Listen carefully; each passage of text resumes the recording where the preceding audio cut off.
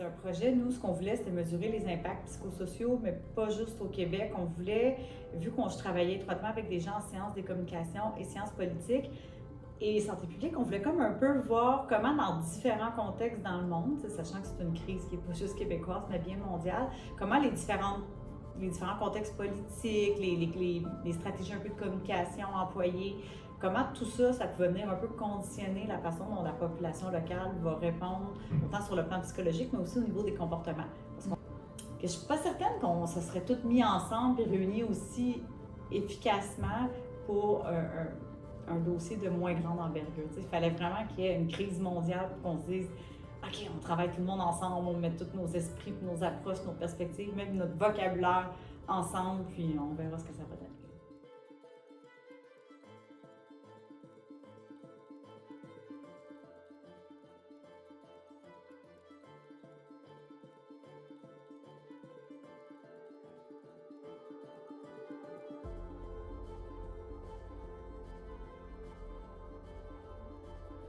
Ça a été assez magique, je dois dire. On a vu les équipes se mettre en place très rapidement. Je te donne un exemple. Il y a eu un projet d'impression 3D d'écouvillons. Tu sais, des écouvillons nasopharyngés, on en manquait. Et puis là, il y a eu un regroupement extrêmement intéressant, très rapide, très multidisciplinaire entre des ingénieurs qui font de l'impression 3D, des physiciens médicaux, des gens qui sont plus du côté maladies infectieuses, virologie, qui savent à quoi ça sert, puis quelles sont les caractéristiques et le cahier des charges. Un autre exemple, c'est on a été les premiers à mettre en place une mesure de l'efficacité de la réponse vaccinale des personnels de santé qui travaillent à l'hôpital. Ça a pris une collaboration étroite entre des chercheurs cliniciens, des microbiologistes, des chercheurs fondamentalistes en virologie.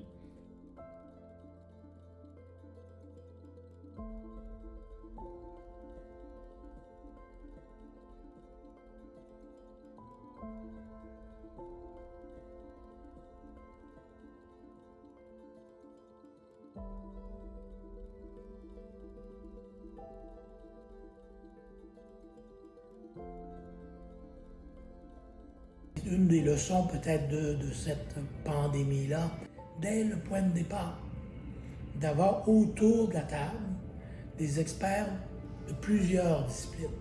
Nous, on en avait en santé publique, on en avait en virologie, on en avait sur les vaccins, on en avait du côté plus santé, du côté médical, peut-être moins du côté sciences sociales, sciences humaines. Et ça a été un peu long, un peu trop long, en rétrospective, un peu trop long, avant d'inclure ces expertises-là autour de la table.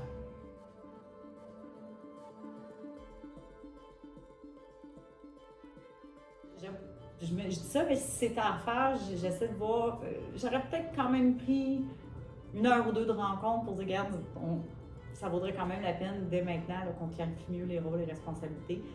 1 heure ou 2, idéalement plus que ça, mais là, vu que le temps était limité, parce que c'est ça, qui dit travailler interpays puis interdiscipline, dit aussi différence de culture, de vision, de compréhension, de façon de fonctionner. Donc, je ne cacherai pas qu'au début, ça a quand même créé des petites divergences. Tranquillement, on a réussi à naviguer au travers de ça.